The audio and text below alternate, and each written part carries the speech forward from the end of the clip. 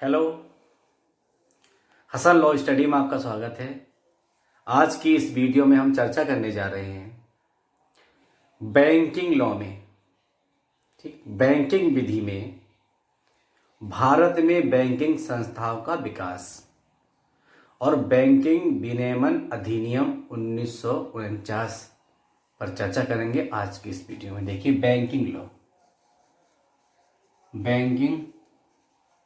Law.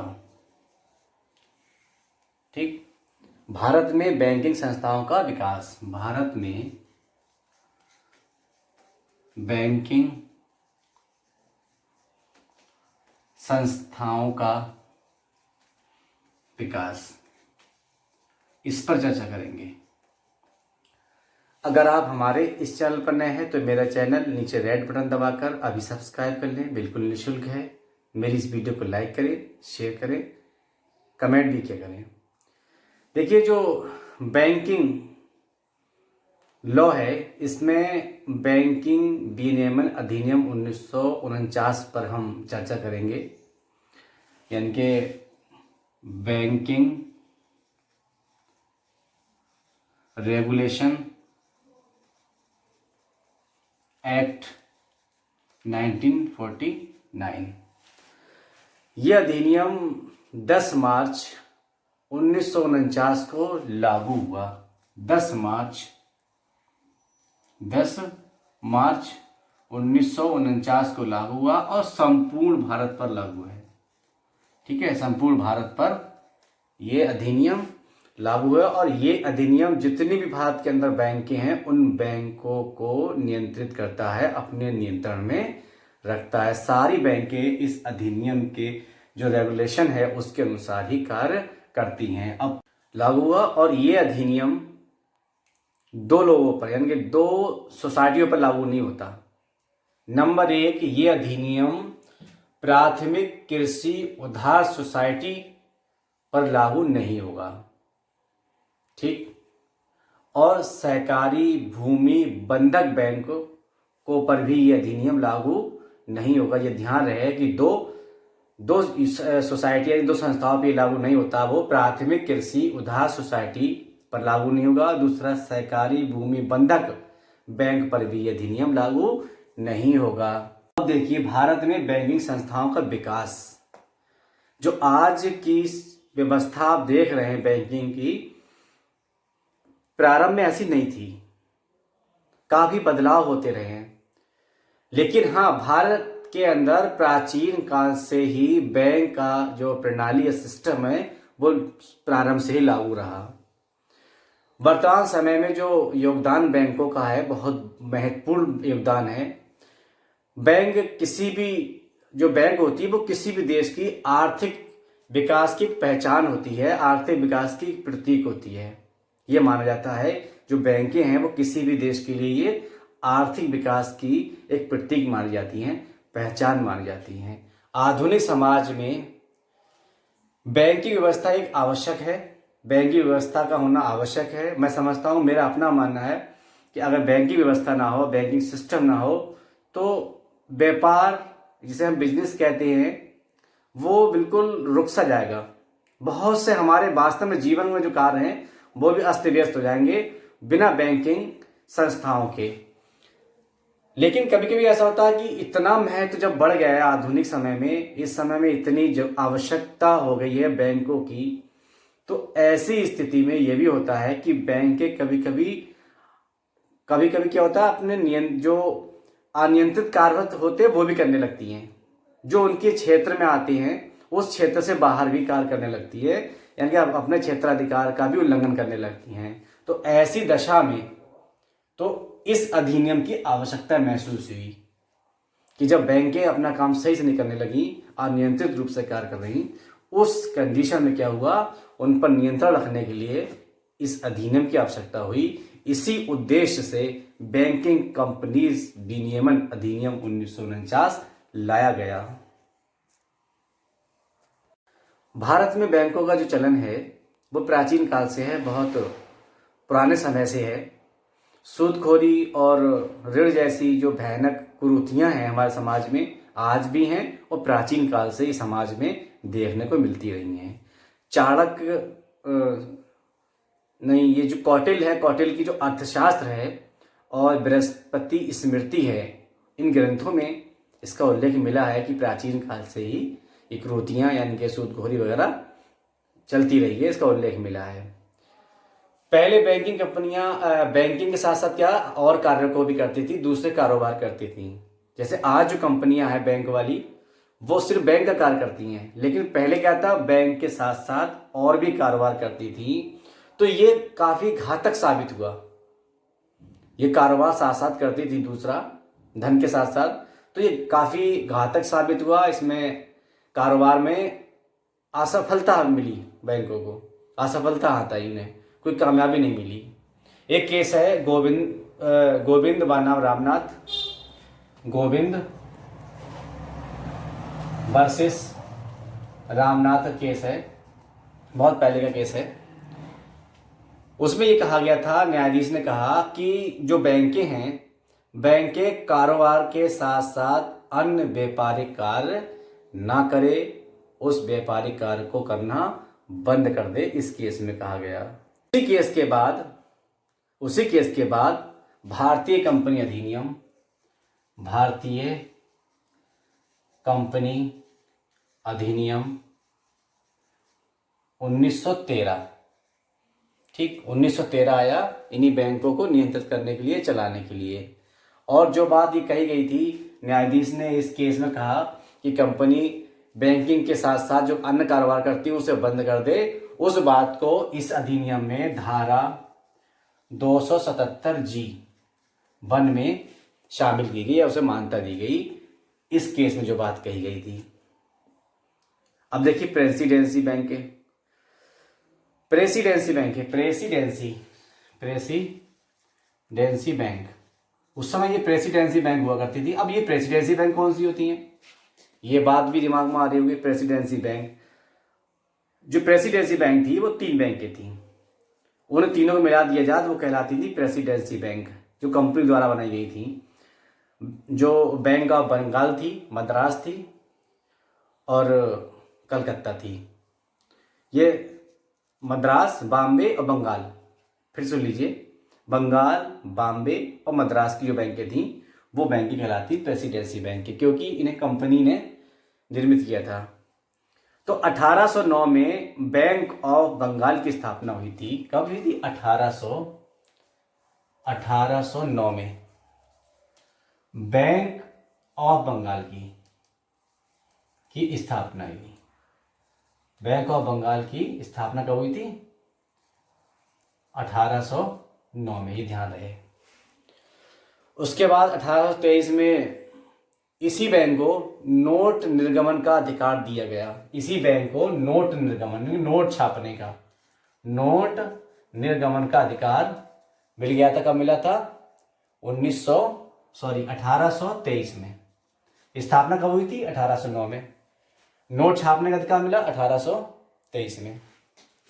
ठीक। अब 1840 से, यानी 1840 में, 40 नहीं, 1840 में बैंक ऑफ बॉम्बे, 1840 में बैंक ऑफ बॉम्बे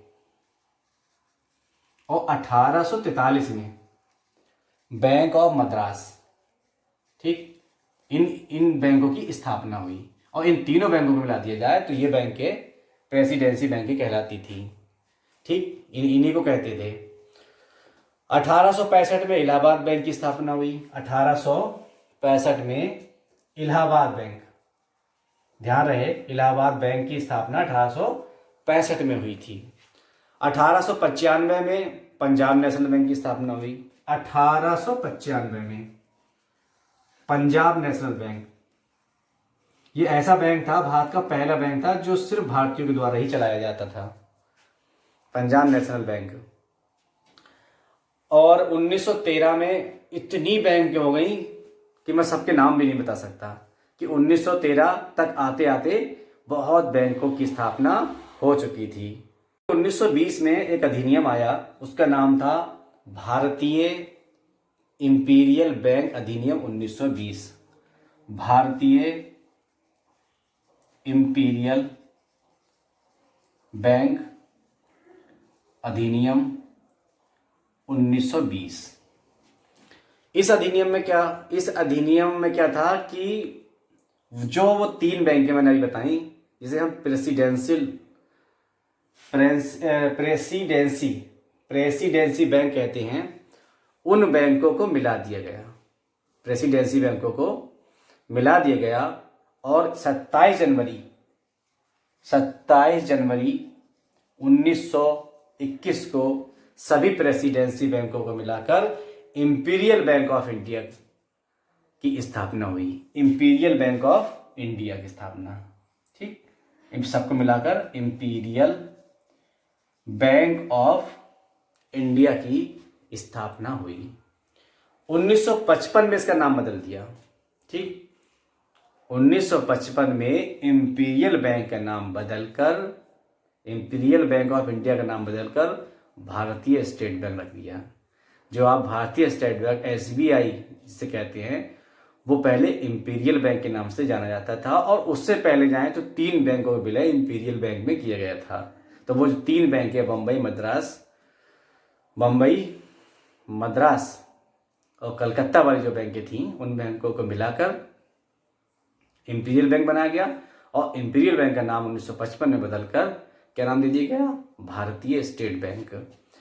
अब तक कोई भी केंद्रीय बैंक नहीं थी, यानी कि 1955 तक कोई केंद्रीय बैंक नहीं थी।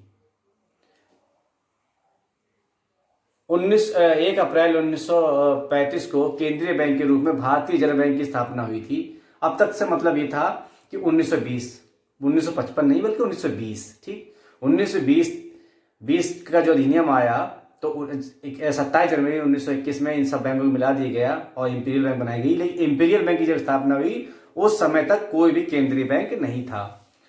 1 अप्रैल 1935 को केंद्रीय बैंक के रूप में भारतीय रिजर्व बैंक की स्थापना हुई। 1 अप्रैल 1935 को 1 अप्रैल 1935 को भारतीय रिजर्व बैंक की स्थापना हुई और वो एक केंद्रीय बैंक के रूप में हुई कि ये भारत का केंद्रीय बैंक है, ठीक।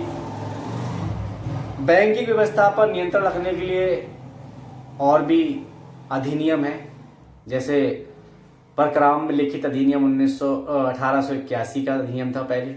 भाई इस अधिनियम के आने से पहले परक्राम में लिखित अधिनियम 1881 निगोशिएबल, और भारतीय बैंकिंग कंपनी अधिनियम 1913, उसके बाद भारतीय बैंकिंग अधिनियम 1949 आया। वो आज इन बैंकों पर नियंत्रण रखता है। इसे कहते हैं, अब 1949 में इसका नाम था भारतीय बैंकिंग अधिनियम, कंपनी अधिनियम, भारतीय बैंकिंग कंपनी अधिनियम 1949 का नाम था। लेकिन सन 1965 में इसका नाम बदलकर भारतीय बैंक विनियमन अधिनियम 1949 यानी कि इंडियन बैंकिंग रेगुलेशन एक्ट 1949 रख दिया गया। तब से अब तक इसका नाम यही है। अब देखिए बैंकिंग कंपनी की पद्धति का गठन क्या है, क्या सिस्टम है, गठन कैसे होता है।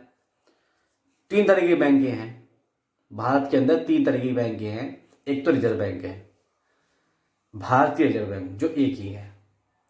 बाकी व्यापारिक बैंक है और तीसरी सहकारी बैंक है। सबसे ज़्यादा जो संख्या है वो व्यापारिक बैंकों की है, यानी कि एक पहले रिजर्व बैंक ऑफ इंडिया, ठीक, भारतीय रिजर्व बैंक, दूसरा व्यापारिक बैंक है और तीसरी सहकारी बैंक है। सबसे ज़्यादा संख्या में कौन सी है? व्यापारिक बैंक है। भारतीय रिजर्व बैंक जो है वो देश का सर्वोच्च मौद्रिक संस्थान है, एक सर्वोच्च संस्था है, बैंक की प्राधिकारी है। इसके पास नोट निर्गमन करने का भी अधिकार है, नोट छापती भी है, और वाणिज्यिक बैंकों का रिजर्व भी रखता है।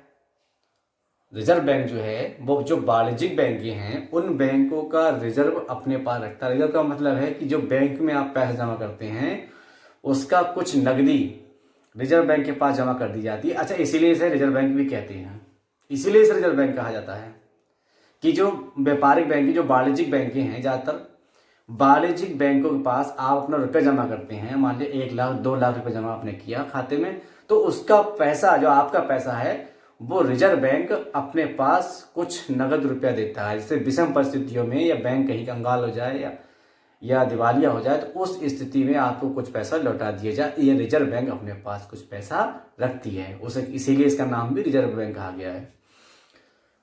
1950-51 में देखा जाए तो कम से कम जो व्यापारिक बैंकें थी वो 430 बैंकें थी। 430 बैंक, बहुत बैंकें थी।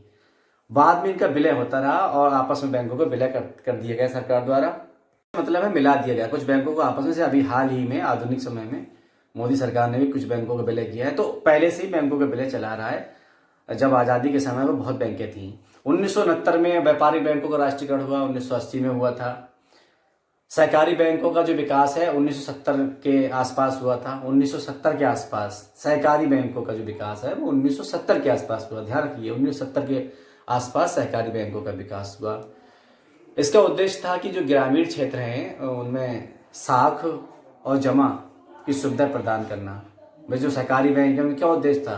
ग्रामीण क्षेत्रों में जमा की सुविधा प्रदान करना, विश्वास बढ़ाना, साख पैदा करना। ठीक, कृषि मजदूर और शिल्पकारों के आर्थिक सहायता प्रदान करना। जो कृषक थे, जो मजदूर थे, जो शिल्पकार थे, उन्हें आर्थिक सहायता प्रदान करना सहकारी बैंकों का उद्देश्य है। भारत की जो आर्थिक व्यवस्था है बैंकिंग कंपनियों के साथ साथ अब वित्तीय संस्थाएं भी भूमिका निभा रही हैं। बैंकिंग कंपनियां तो निभा रही हैं, साथ में वित्तीय संस्था भी निभा रही हैं साथ, जैसे LIC, IDB है। ये संस्थाएं हैं जो अभी आर्थिक व्यवस्था में बैंकिंग कंपनियों के साथ साथ ये संस्थाएं भी सहयोग कर रही हैं। तो आज के इस वीडियो में मैंने चर्चा की बैंकिंग लॉ में भारत में बैंकिंग संस्थाओं के विकास के बारे में। अब मिलते हैं अगले वीडियो में, तब तक के लिए बाय। जुड़े रहिए हसन लॉ स्टडी के साथ।